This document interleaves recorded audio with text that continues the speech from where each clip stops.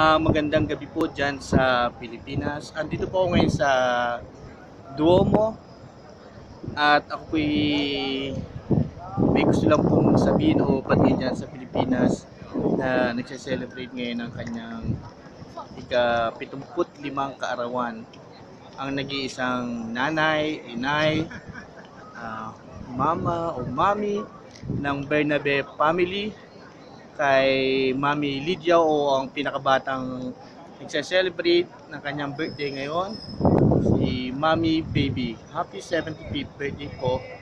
Ang wish ko lang po good health pa rin, stay sexy and beauty, at enjoy mo lang gabing ito kasi today is your birthday.